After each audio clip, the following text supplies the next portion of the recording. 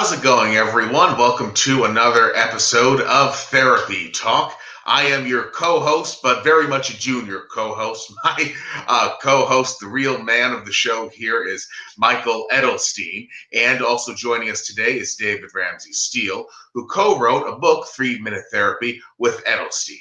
And what's interesting is a question from one of Michael's clients. Is that a good way of describing it, Michael? Or is it just a fan of ours?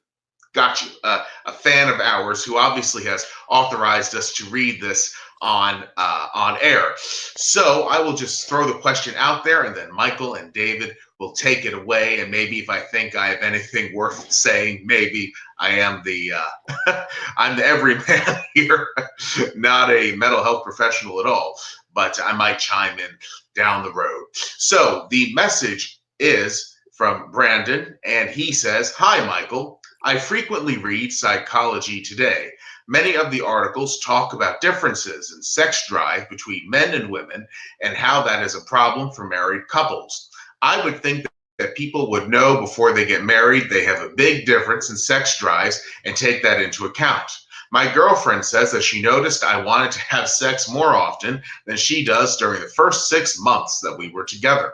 She looks at it like sometimes one person talks more than another, and you take the good with the bad. Cheers from Brandon." Michael, please do take this away. Okay, thank you, Joseph. I think your girlfriend has some good advice there, Brandon, and thanks again for submitting this question. And that one of the bottom things in a relationship, or practically in anything in life, is that everything has its advantages and disadvantages. Everything has trade-offs. So if the advantages clearly outweigh the disadvantages, then you are going to have bad. So take the good with the bad. David, did you want to say something about that? Well, to me, this is one of those many facts of life that proves that there is no God.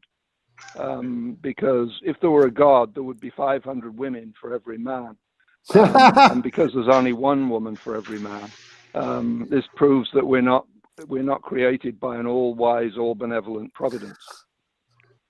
Yeah. Okay. Very good. And so there are always differences in relationships, whether it's a marriage relationship or a friend relationship or a boss-employee relationship. There are always going to be differences. Different people have different interests, different abilities, different styles, and there's no reason why marriage would be any exception. In fact, there are some reasons why marriage might even qualify more in terms of differences, because you're more intimate with your partner. Usually you know more about them, so you find out more about the differences. So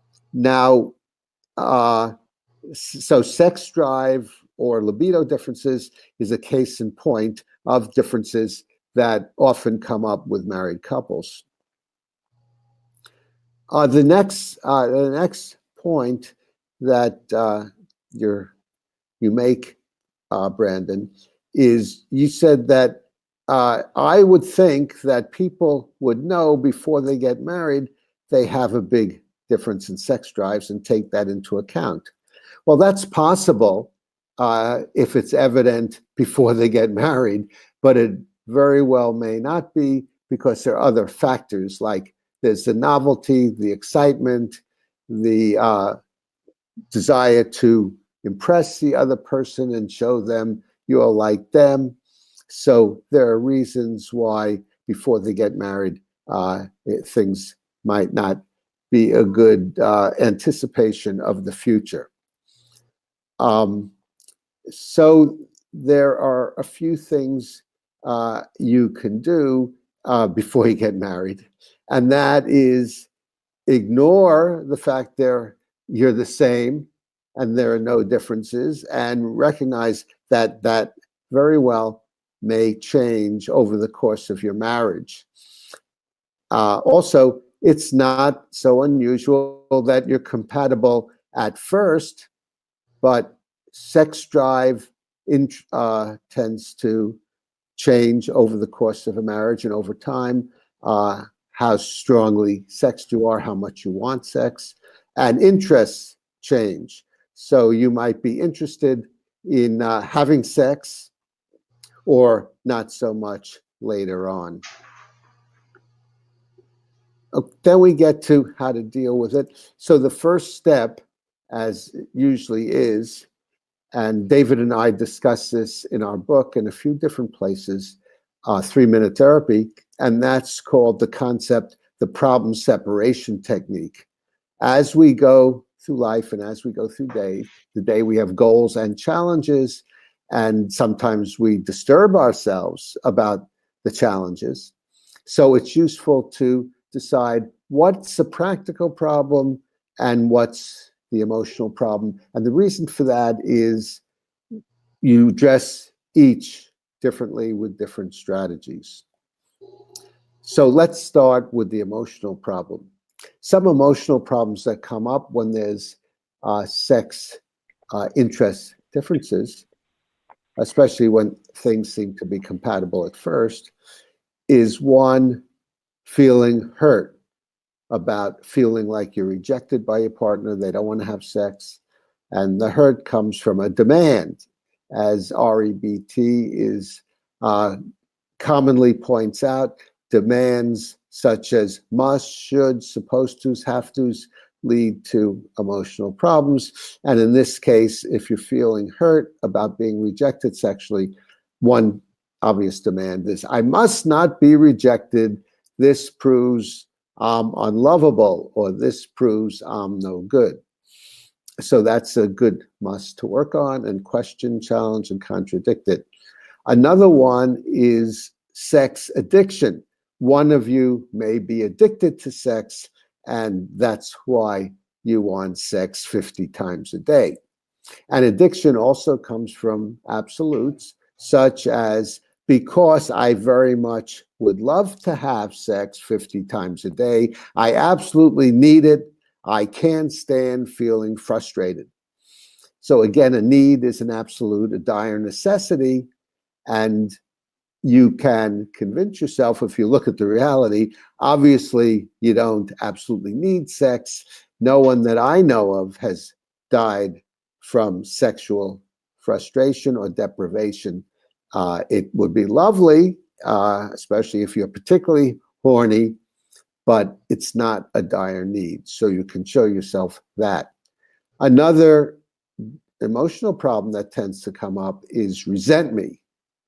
Because you were more interested in sex earlier, therefore you owe me sex now.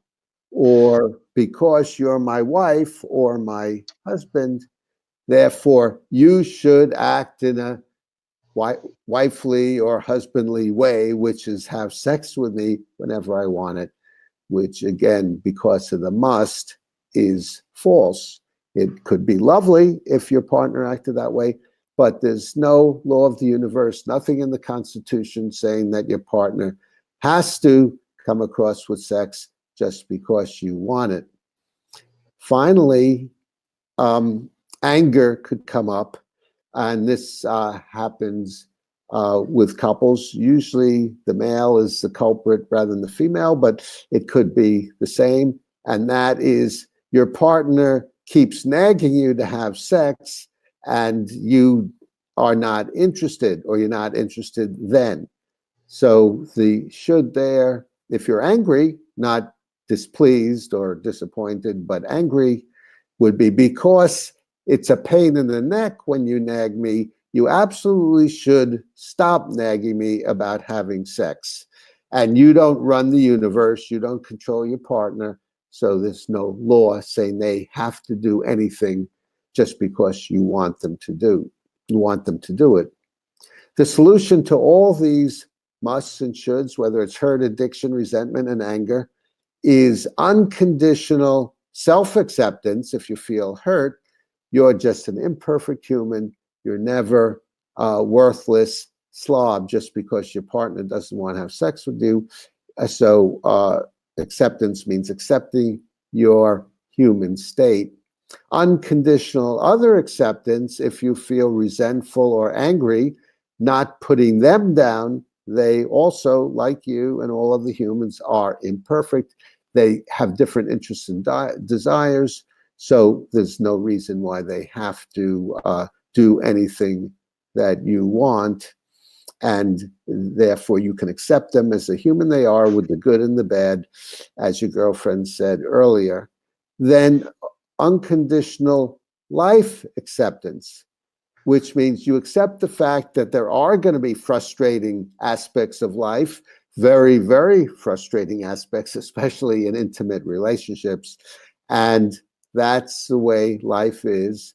There's no reason why it should be otherwise. That's the way it always has been, the way it always will be. Very frustrating hassles, difficulties in life. So you might as well accept the fact, live with it, and try to figure out how you can get along with it happily. So to repeat again, in order to get the positives in a relationship or in life, it's necessary to get the negatives. And to wrap all that up, the emotional problem, the way you get to that solution, unconditional acceptance, is by questioning, confronting, challenging, contradicting your musts, your shoulds, your neediness, and showing yourself over and over again, many times, there are no musts, there are no shoulds, there's no cosmic law or cosmic universe that's watching down on you and trying to protect you from life's hassles. There's just advantages and disadvantages. Okay, now we get to practical solutions after dealing with the emotional. And these, a lot of these practical solutions deal with any differences. Some are specific to sex. And one is, there are many compromises you and your partner could try to work out where you both get something of what you want.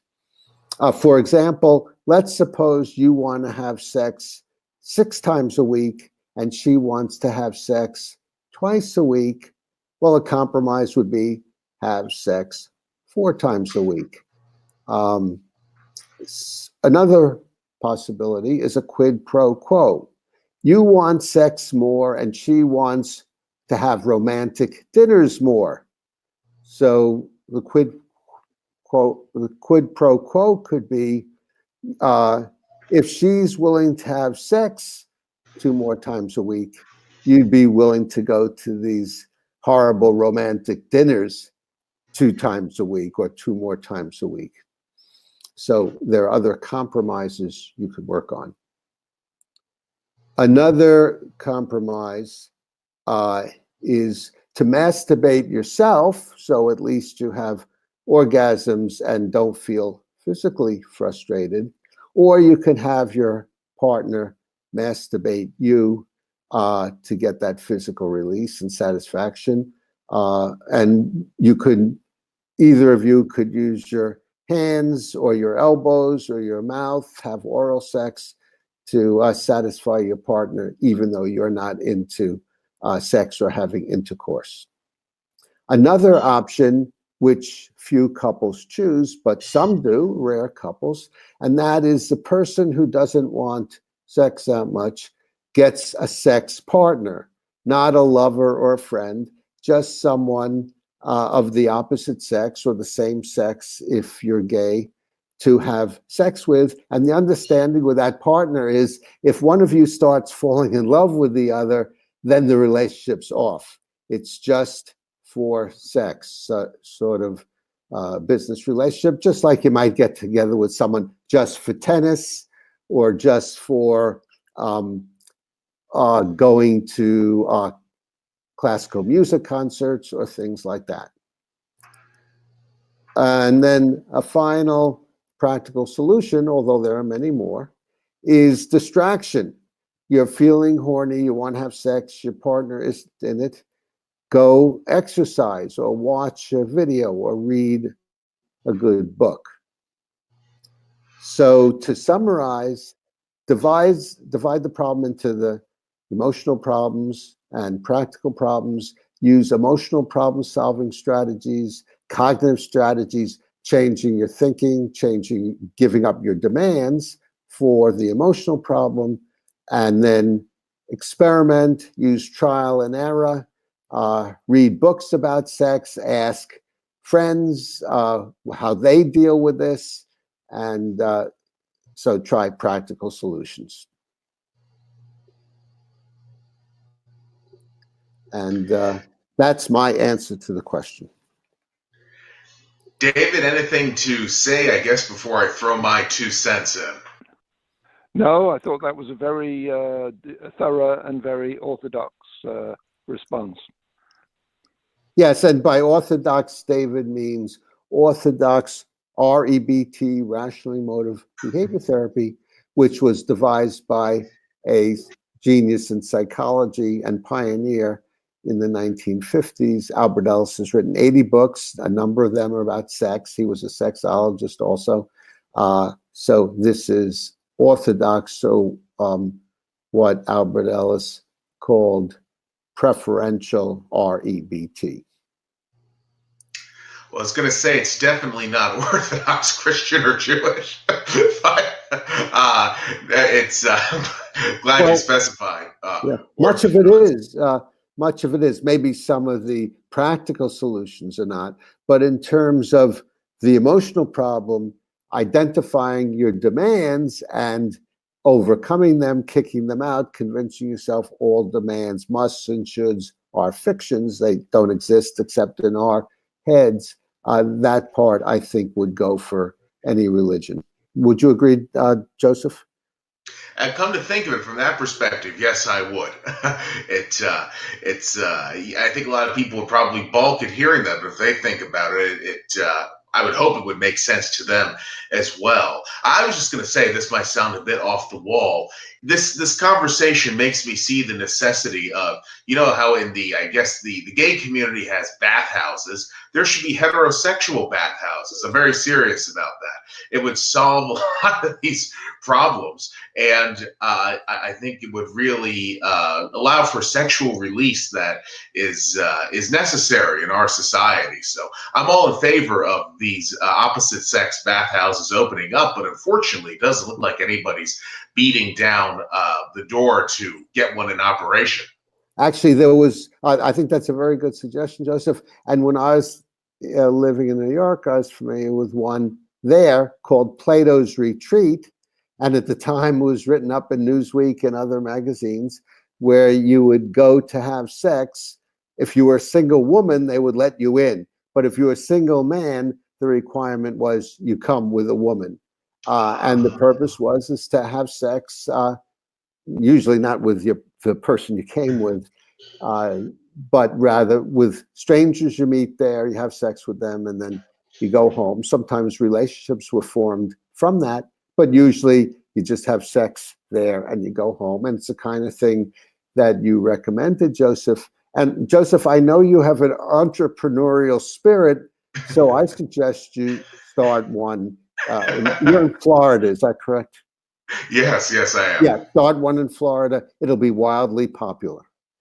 I don't know about the zoning laws where I am. I don't know that the county commission, or if you're doing it in the city council would allow it. But perhaps after a lawsuit, they would. But I'm all in favor of heterosexual bathhouses. Obviously, I have nothing at all against them. And there's something that I think that are long overdue. So and there perhaps could be one in the future. Yeah, there could be one for Orthodox Jews and one for Orthodox Christians.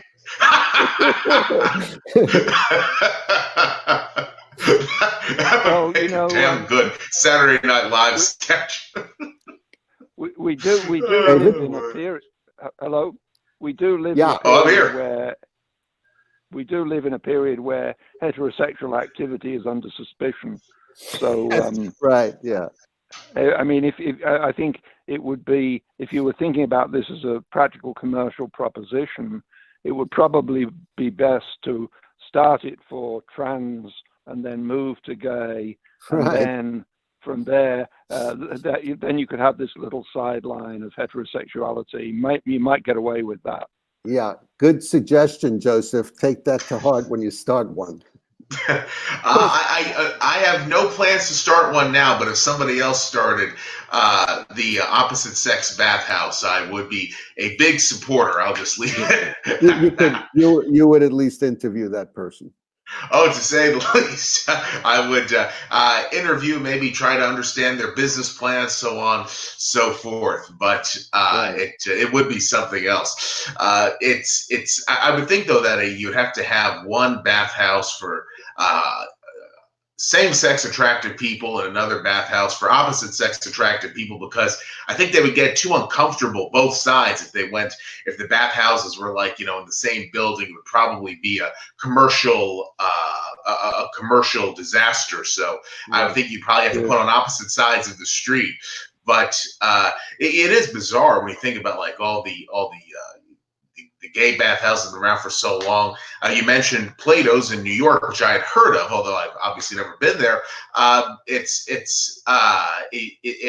It would be great, though, I guess, to emulate that, but to allow men to come in even without a female partner. So this way, I guess there would be more people to choose from. But anyhow, that's just my business theorizing. There would be fewer people to choose from because it would be overwhelmingly male, and women would just stop coming. I didn't think of that. Well, you see, this is one of the reasons why I can't start another reason why I can't start the business, because right there I already would have run into trouble. But it is an idea that's time has long since come, and I hope somebody is able to make this idea into a viable business venture, as long as it's in accordance with the laws wherever the place would be opened. I think one thing is, if somebody listening to your very full exposition, Michael, might be a bit puzzled, and that is, at what point, given that we have all these techniques to deal with these problems and to live with these disparities, when do we arrive at the conclusion that the game isn't just worth the candle, as the novice said to the Mother Superior? Oh, that's a good question. And which game is that? Having a sex partner, or which aspect of this? Having a relationship at all.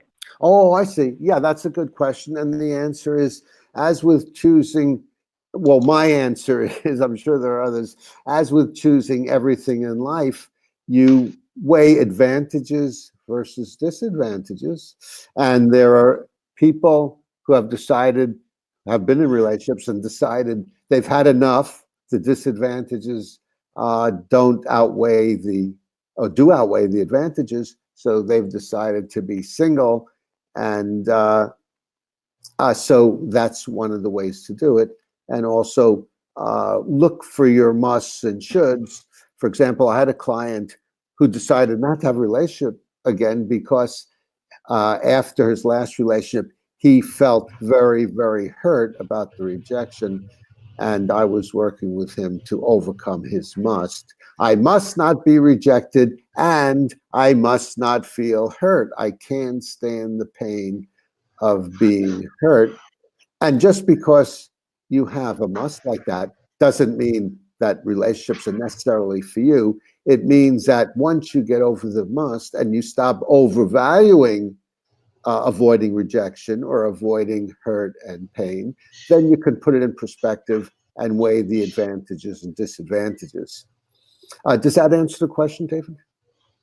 I think so, yeah. Well, before we begin to wrap things up here, one question on my mind. What if you just want sex from the opposite sex? A lot of people typically merge that with romance, even if it's like serial monogamy. But what if you just want sex, and obviously there's no heterosexual bathhouse in your vicinity? A lot of times then you're demonized as some sort of mental defective or whatnot, or you have or the ideas that you have poor character, you're this, that, the other thing. Lots of slurs are thrown around.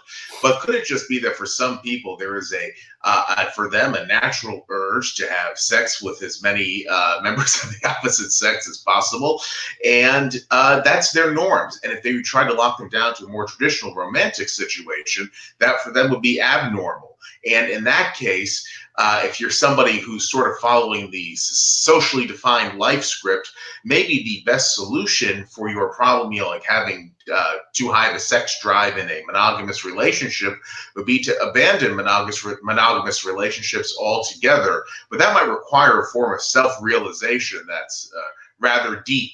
And perhaps it's not something that a lot of people would want, because there's a lot of, once again, social shaming about just wanting to, have sex with as many beautiful women as you can. I think that's a wonderful thing, but, a lot of people don't. It's rather bizarre to me, but, that's the way it is. Michael or David, do you have anything to say about that? Yeah, I have a number of things to say about that. And the first thing, not surprisingly, is use a problem separation technique. If you feel ashamed, or people tell you you're a bad person or a demon because you want to have a lot of sex, you have an emotional problem because you're taking their opinions much too seriously and using it against yourself and putting yourself down. And you only and always are an imperfect human who acts imperfectly. You never magically turn into a demon. You're human. And as far as shaming, I'm glad you mentioned that, Joseph, because that's a very misunderstood concept these days. And that is, no one can make you feel ashamed. So if you say to me, Michael, you're an idiot, you're a scourge on the human race, and I feel ashamed, I did that to myself. I control my own emotions, and because it comes from my own thinking, my own conclusions about things and reality. So I did it, so no one could shame you, meaning make you feel ashamed. And then so that's the emotional problem part. And then the practical problem part is you can abandon monogamy. You can have serial monogamy and go from one relationship to another. And then when sex starts to get boring or tedious, then end it and have another relationship. Of course, it would be kind of you to tell the person, I'm only in this for sex. Another thing you can do is, in addition to go to Joseph's Sex Club, you can advertise in different places where you can advertise.